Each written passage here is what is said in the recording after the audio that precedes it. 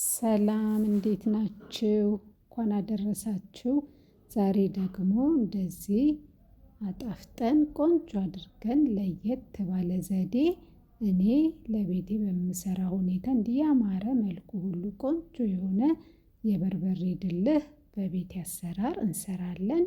በዚህ ሁኔታ ቆንጆ አድርገን እናዘጋጃለን። ቅመሱ ግብአቶቹ 1 ኪሎ ያህል በርበሬውን እንግዲህ ዩቲዩብ ቻናሌ ላይ ይሄን የመሰለ ጣዕሙም ከለሩም ያማረ በርበሬ ዩቲዩብ ቻናሌ ላይ ከነመጠኑ ሰርቼዋለሁ። ገብታችሁ ተመልከቱ። በዋነኝነት እንግዲህ ዛሬ ለየት ያደረገው የኔን ድልህ ኑግ ነው። እንግዲህ እየሰራን እናየዋለን። ቀይ ሽንኩርት ያበሻ፣ ዝንጅብል፣ ነጭ ሽንኩርት እና እዚህ ጋር ቆንጆ ጥራት ያለው የኑግ ዘይት፣ ሽታው ራሱ ልዩ ነው። ወፈር ያለ ቆንጆ ሁልጊዜ ቢገኝ ይሄ ዘይት አሪፍ ነው። አሁን ስራችንን ኑጉን በማመስ እንጀምራለን።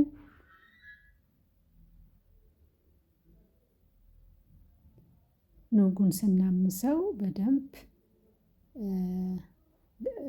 እሳት እስኪገባበት ሳይሆን ሞቅ የፀሀይ ሞቅታ ያህል ካመስነው ይበቃል። አሁን ሁለቱንም በእንዲህ ሁኔታ ጨርሻለሁ። አሁን ደግሞ ነጭ ሽንኩርቱን ዝንጅብሉንና ቀይ ሽንኩርቱን በዚህ መፍጫ እንፈጨዋለን። መፍጫው ውሃ ስለማልጨምርበት ምንም ችግር የለውም፣ ምንም አይሆንም። ነገር ግን ትንሽ ስለሆነ አይለጠልጠውም። ያው ገርደፍ ካደረገልኝ ይበቃዋል።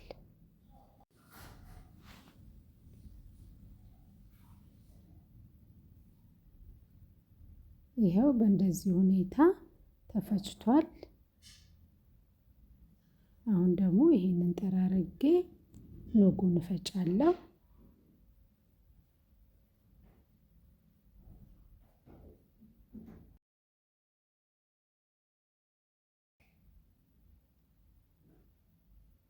ያው ኑጉን በዚህ ሁኔታ ፈጭቻለሁ። ሁለተኛውን ፈጭተን እንመለሳለን።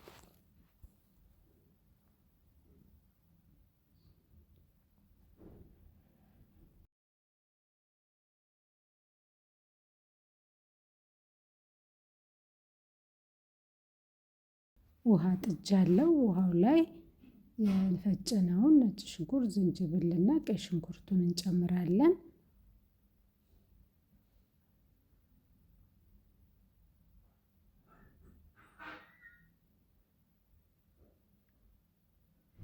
ከዛ የተፈጨውን ኑግ ጨምረን በደንብ አድርገን እናንተከትከዋለን።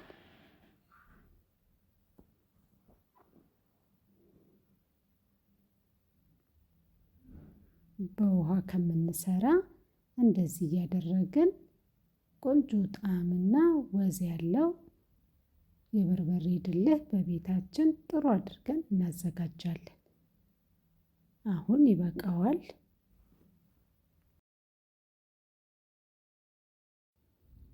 ይሄን ይመስላል። አሁን በማጥለያ እናጠላዋለን።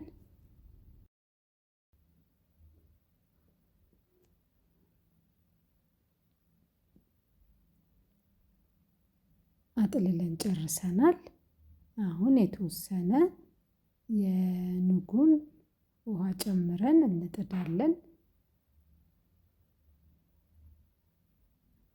ኮረሪማ 1 ሻይ ማንኪያ እና ትንሽ ጨው አድርጌያለሁ። አሁን በርበሬያችንን እንጨምራለን። በርበሬው 1 ኪሎ ነው። አሁን ይሄንን የኑጉን ውሃ እየጨመርን በደንብ አድርገን እያሸን እናገነፋዋለን።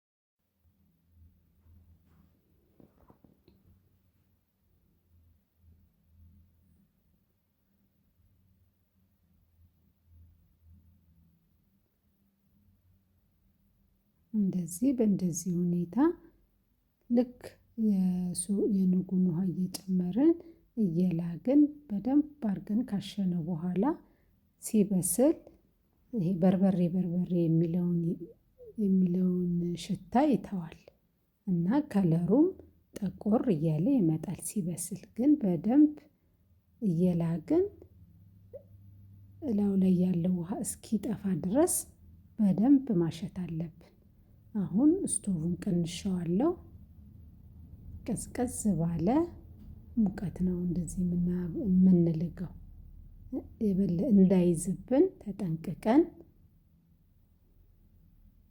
እስኪበስል ድረስ እየጨመርን እናገነፋዋለን። ምክንያቱም እንደዚህ እየጨመርን ቀስ እያደረግን ባሸነው ሰዓት አይለበልብም፣ ወጣችንም ጥሩ ጣዕም ይሰጠዋል።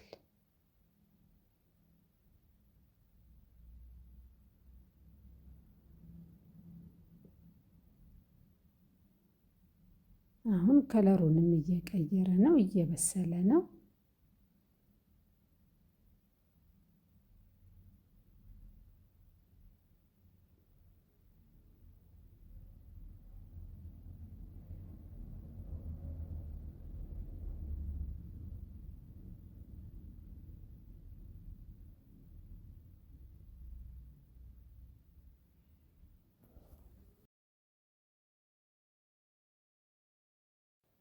እኔ አንዳንዴ በርበሬ ሳስፈጭ ለአንድ ፈረሱላ ግማሽ ኪሎ ኑግ እጨምር ነበረ።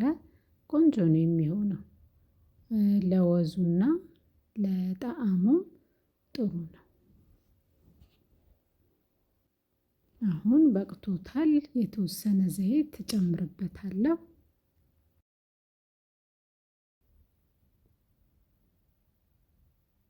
ዘይቱም እንዲህ አብሮ ሲታሽ አያቃጥልም።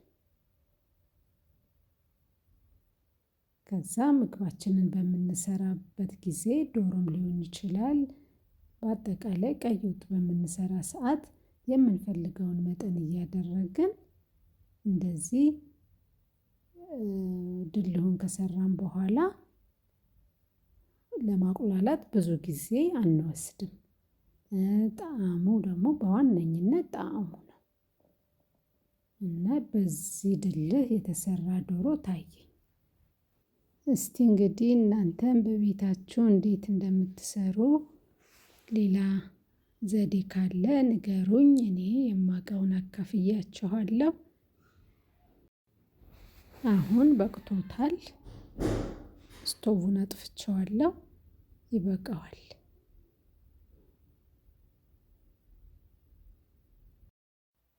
ይኸው ድልሃችን ይሄንን ይመስላል።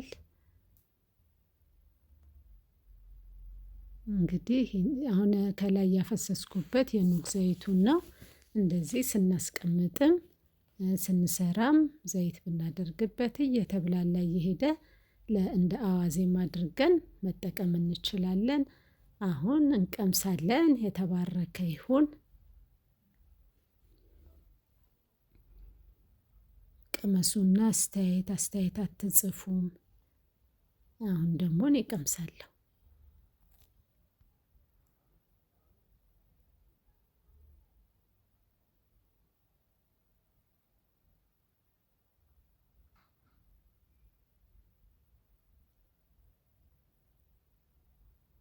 ዋው ዋው! በጣም ነው የሚጣፍጠው። ተመልካቾቼ ትወዱታላችሁ። እስቲ በእንደዚህ መልኩ ስሩና ሞክሩት። በጣም ነው የሚጣፍጠው። ስለተከታተላችሁኝ ከልብ ነው የማመሰግነው። መልካም ቀን። ቀናችሁ ይባረክ።